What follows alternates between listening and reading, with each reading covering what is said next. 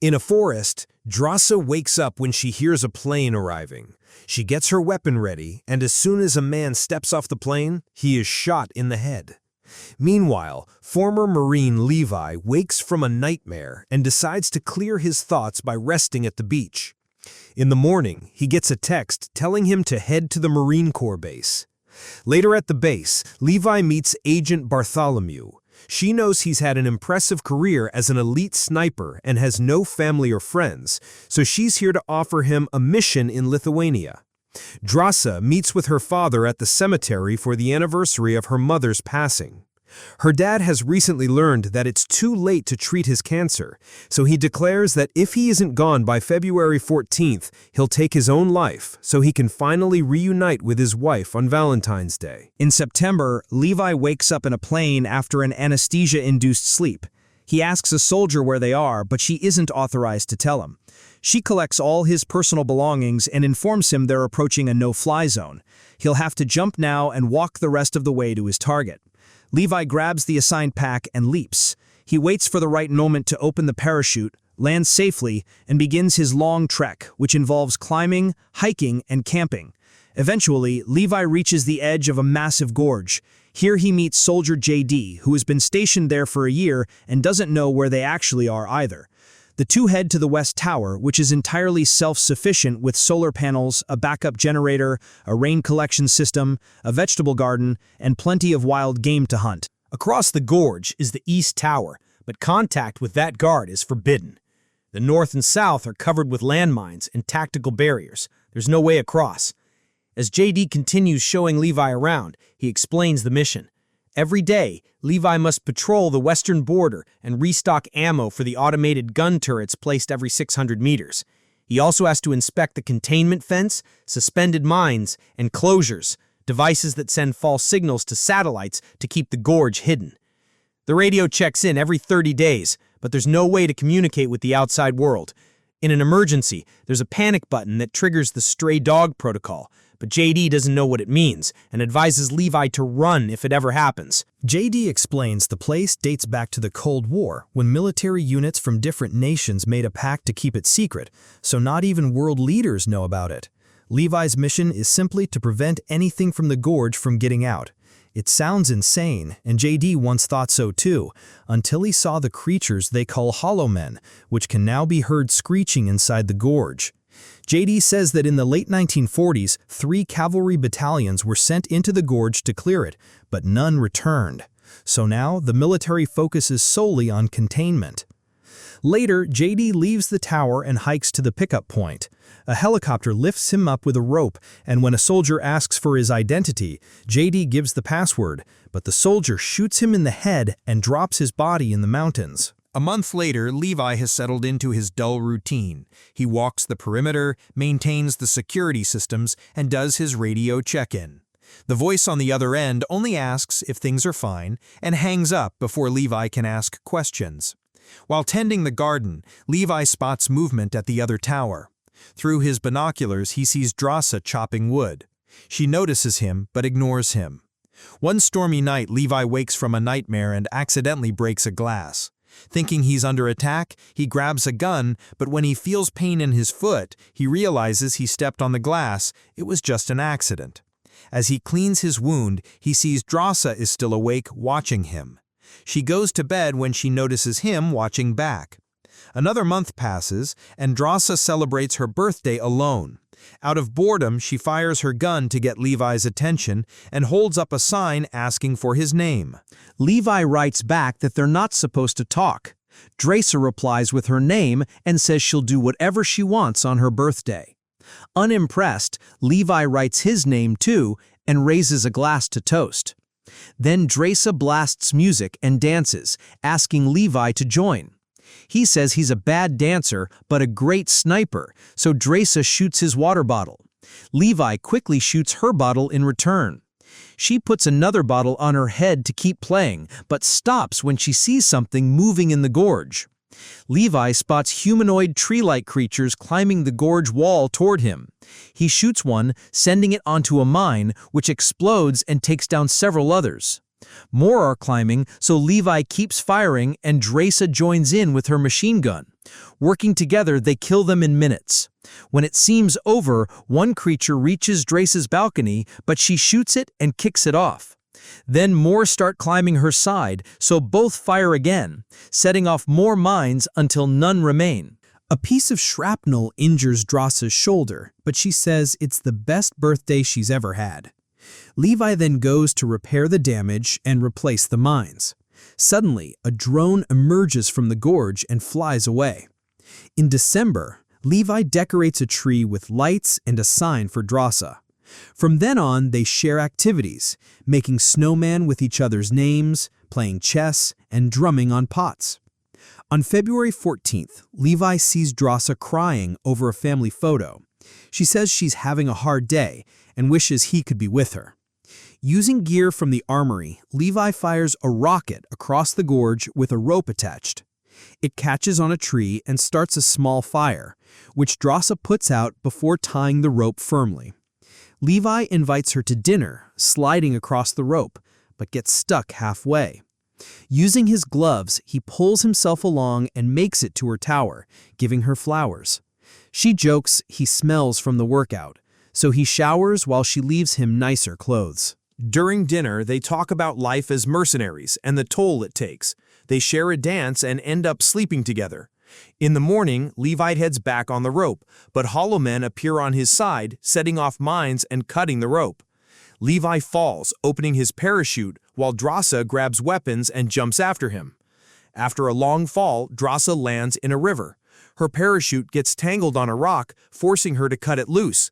The current sweeps her away and she smashes against a rock, dropping the auto-ascender.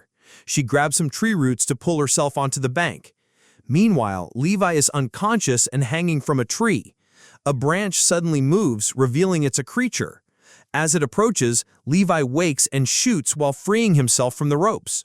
He falls into what looks like mud, but it's actually the mouth of another monster.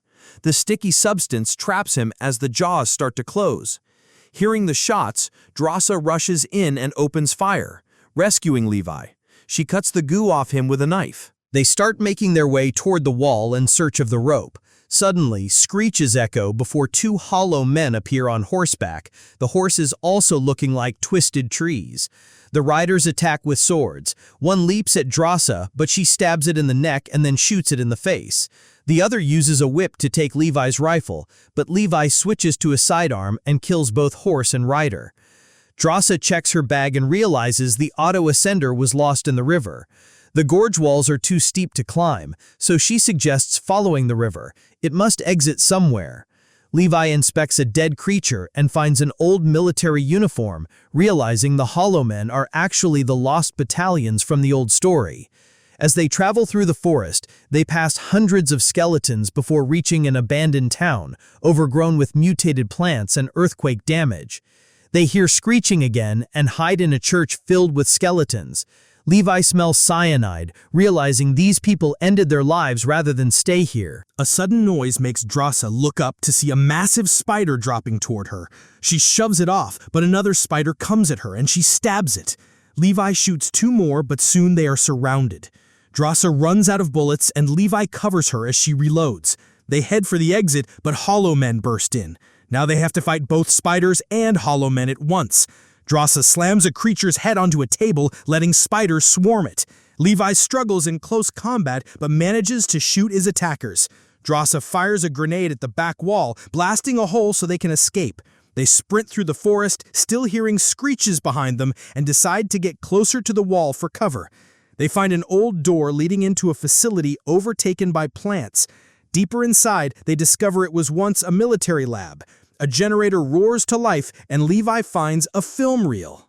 On the projector, a scientist from 1946 explains this was part of a secret multinational coalition during the last years of World War II, developing biochemical missiles.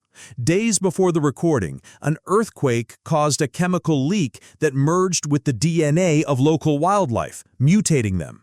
Short exposure was harmless, but long-term contact caused irreversible changes, even in people. Luckily, the gorge kept the toxin contained. In another room, Levi and Drasa find a late 2000s computer, proving the site was used long after the incident.